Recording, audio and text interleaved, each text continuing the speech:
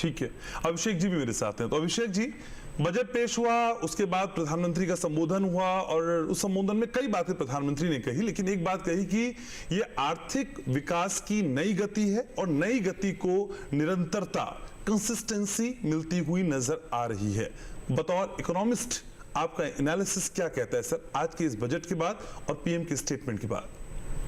देखिए, बजट तो उसी लाइन पर चला है जिस लाइन पर पिछले 10 बजट आए हैं। The focus is on infrastructure, कि भाई इंफ्रास्ट्रक्चर डेवलप होगा। और बाकी देखिए, हर एक सेक्टर को थोड़ा थोड़ा देने की कोशिश की गई है।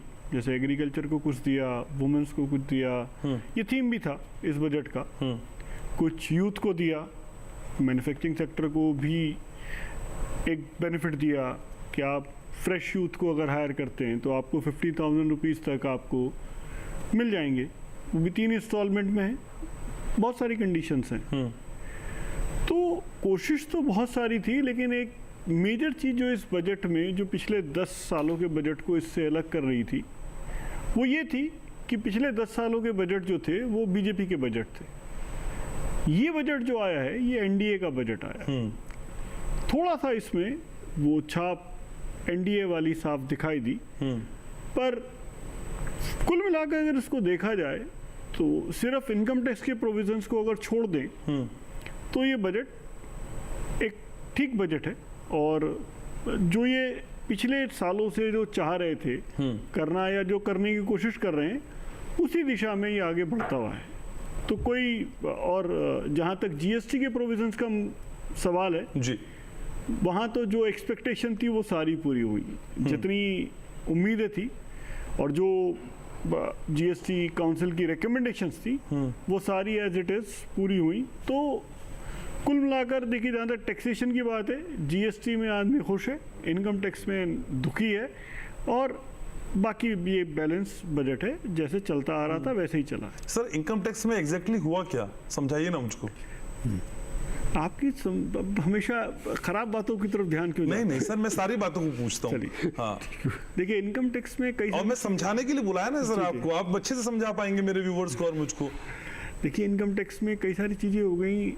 आपका लॉन्ग टर्म कैपिटल गेन बढ़ गया, एससीटी बढ़ गया, प्लस जो आप लॉन्ग टर्म कैपिटल गेन में जो इंडेक्सेशन का बेनिफिट मिलता था, तो जैसे आपने प्रॉपर्टी, गोल्ड या कुछ और भी चीजें जो आप सेल कर रहे हैं, अच्छा, तो मान लीजिए आपने 10 लाख का मकान खरीदा, बहुत पहले की बात है, और आज उसकी वैल्यू 1 करोड़ है, तो इंडेक्सेशन करके मान लीजिए आज की डेट में 90 लाख की वैल्यू बन रही है। सिर्फ 10 लाख पर टैक्स आता था। अब इन्होंने टैक्स रेट कम करके कहा कि भाई वो 90 लाख तक इंडेक्सेशन नहीं होगा। अब वो चूंकि टेक्निकल टर्म है तो ग्रैंडफादर हो जाता है, तो ग्रैंडफादर वो 2001 तक की उन्होंने कहा है प्रेस कॉन्फ्रेंस में कि 2001 तक का हम ग्रैंडफादर कर देंगे, सो वहाँ तक का आपको इंडेक्सेशन मिल जाएगा। पर लेकिन लॉन्ग टर्म में क्या होगा, इसमें टैक्स की बहुत ज़्यादा लोगों के पास टैक्स आ जाएगा, और इसको देने का जो रीज़न, इसको हटाने का, इंडेक्सेशन हटाने का रीज़न भी बड़ा अजीबोगरीब दिया गया है कि इसकी कैलकुलेशंस कॉम्प्लिकेटेड थी, इसीलिए हमने टैक्स बढ़ाने की तरफ बढ़ गए हैं। तो ये बड़ा हास्यास्पद तरीका है। टैक्सेस तो हमेशा ही कॉम्प्लिकेटेड रहते हैं, टैक्स सिंपल हो गए तो कैसे चलेगा। और जो ओल्ड टैक्स स्कीम रिजीम है, न्यू टैक्स रिजीम है, ओल्ड टैक्स रिजीम में लोग चाहते भी थे कि कुछ रिलीफ मिल जाए, 10-12 साल हो गए हैं कोई रिलीफ नहीं मिला है, तो वहाँ आज भी निराशा ही हाथ लगी।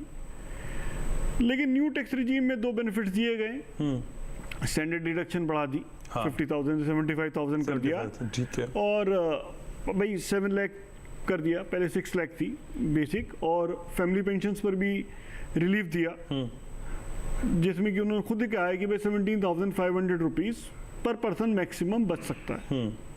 तो कोशिश है सबको खुश करने की, लेकिन सब लोग किसी भी एक चीज़ से खुश नहीं हो सकते। आपको एक बैलेंस बनाकर चलना है।